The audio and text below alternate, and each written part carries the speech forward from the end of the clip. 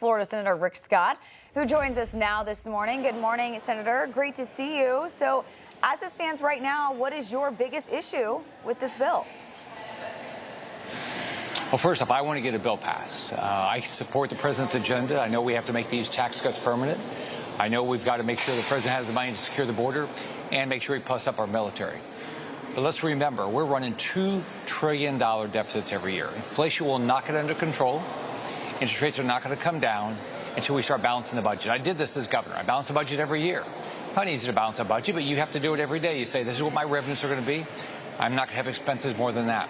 So what we've got to do is go line by line through this budget and to figure out how do we save money. What Elon Musk and Doge has been doing shows us that there's unbelievable waste in the federal government. And so we've got to take our time, find the savings, get the spending under control, and that's what I plan on doing. Yeah, Senator, one of the things that the White House is pushing back on is the Congressional Budget Office, CBO, estimate about the deficit being caused by this, because they said it only counts spending and tax cuts, has no factoring in of economic growth, which should help offset that. What is your thought on that? Well, I think Trump is going to do a great job. I think you've already seen, like the Federal Reserve in Atlanta already put out that the GDP is going to grow, they believe, over 4%. All right, so that's all positive. But let's remember, if you're running $2 trillion deficits, just to get your GDP to grow, that doesn't mean federal revenues. Get GDP to grow at the same rate as our debt increase every year, which is $2 trillion. That means we have to have a GDP growth of 7% a year, and that's not actually revenues to the federal government. So I know what we have to do is balance a budget. So we've got to go through line by line. I mean, look, the CBO, any projection is simply a projection. But we do know we're running significant $2 trillion deficits. We've got to get these deficits under control. I got to ask you about Elon Musk and his comments yesterday about this spending bill. He seems a little enraged, saying it's a disgusting abomination, kind of takes it to an extreme.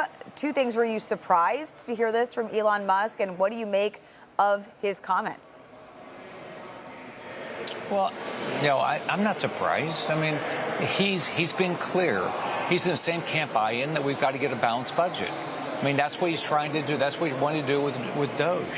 And so I agree with him that we've got to figure out how to get the spending under control. Is it easy? No, it's hard.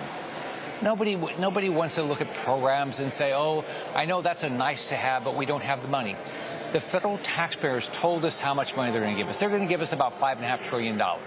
So what we've got to do is say, okay, if that's what the federal taxpayer is going to give us, that's how much we have to spend. There's going to be a lot of nice to haves that maybe you can't spend.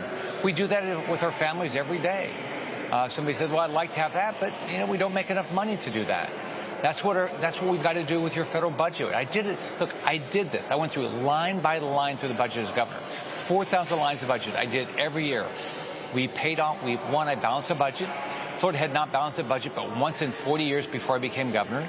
I paid off a third of the state debt because I went line by line every year and say, that's a nice to have. We're not going to do that. This is the priorities for the taxpayers of the state. These are the things we're going to do. We've got to take that same approach up here, and it's hard, but it's all doable. Yeah, Senator, so the White House this week submitted a rescission package, about $9.4 billion, to the Congress, which would cut spending. It includes a lot of the Doge cuts, USAID, PBS, NPR. Does putting that rescission bill with the one big beautiful bill make it easier for you to support, since you can see some cuts are actually coming?